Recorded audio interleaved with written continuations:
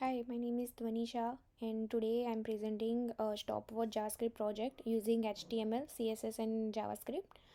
This project is given by Coding Ninjas. We have provided the rough sketch. Here you can see start, stop, and reset button we are using, and we have to make it pretty using CSS button.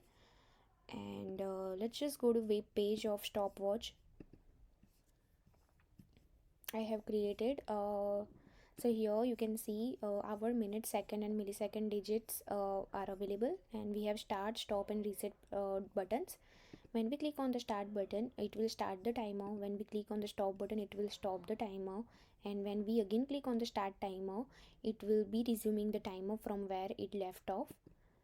So you can see when I again click on start button, it started from where it left off. And when I click on the reset button, all digits will be reset to 0. And for the larger devices, I have set up text labels as HR, MIN, SCC, and MSCC. But for the smaller devices, I have set up as colon instead of text labels. So let me show you the index.html page first. For the index.html page, on the head section, it just contains the metadata about the document and reference to an external css file for styling, style.css file. And for the body section, we have made main container. This div serves as a main container for the entire content of the web page. And for the timer container, this div contains elements for displaying hours, minutes, seconds, and milliseconds, and each time unit here you can see is represented by a span element with a specific class and an ID.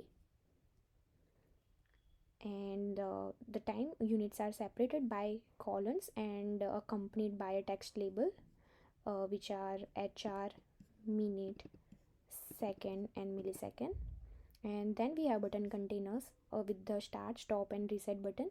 When we click on the start button, it will trigger the start function from JavaScript, and the same way for the stop, it will invoke the stop function, and for the reset button, it will invoke the reset function.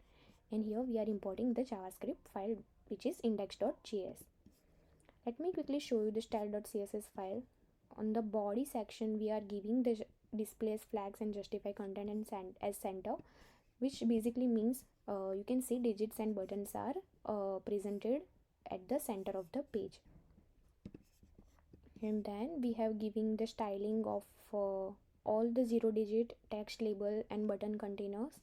And for the buttons, here I am giving cursor as pointer, which means when I go to any of this button, it will be showing the cursor icon, a pointer icon. So here you can see. And here for these buttons I have given the background colors, and then I have used two media queries I have used for the medium devices and for the smaller devices. For the smaller devices, as I said, text labels I have set up as display as none. That means our minute, second will be gone, and instead of that we'll be seeing the colon. Basically colons will be replaced with those text labels. Now let me go to index.javascript file. Here you can see I have given all the variables initialized as 0, and each timer running variable by default set it up as false. And then when we click on the start button, timer's boolean value gets true and timer will start running. And for the stop function, when we click on the stop button, timer's boolean value gets false and timer will stop running. And once we click on the reset button, timer will set default value to false and it will reset everything. And on the reset position, display string will value as 0 using inner HTML property. And here we have the run stopwatch function, which is a crucial part of this stopwatch project, which is basically responsible for updating the time values and displaying them on the HTML page. And the function begins with the conditional check to see if the stopwatch is currently running. If the timer is running, the function proceeds to update the time values, otherwise it will stop the further execution. And for the milliseconds updating, if the timer is running, it will be incremented by 1, and when milliseconds are reached 200, they are reset to 0 and the seconds are incremented. If the second reaches 60, they are reset to 0 and minutes are incremented. If minutes reach to 60, they are reset to 0 and the hours will be incremented. And then we are formatting the time values, which is hours will be converted to hours, sorry, not converted, but the code then converts the numerical time values to into string values.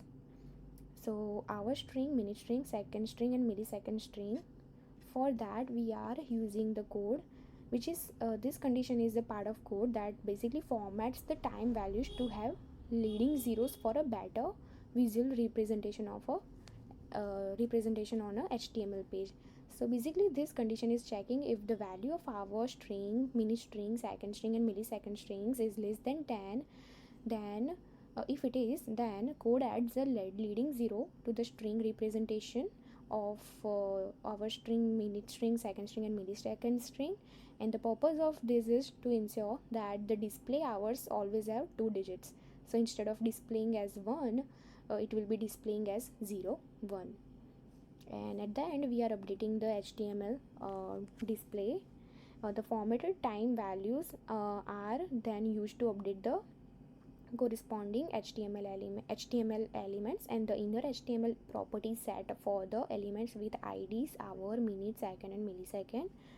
And finally, set timeout function is used to schedule the next execution of run stopwatch function after a delay of 10 milliseconds. So this creates a loop ensuring that the function keeps running and updating the stopwatch display at regular intervals. So in summary, this run stopwatch continuously updates and formats the time values and ensuring the accurate representation of elapsed time on the HTML page while the stopwatch is running.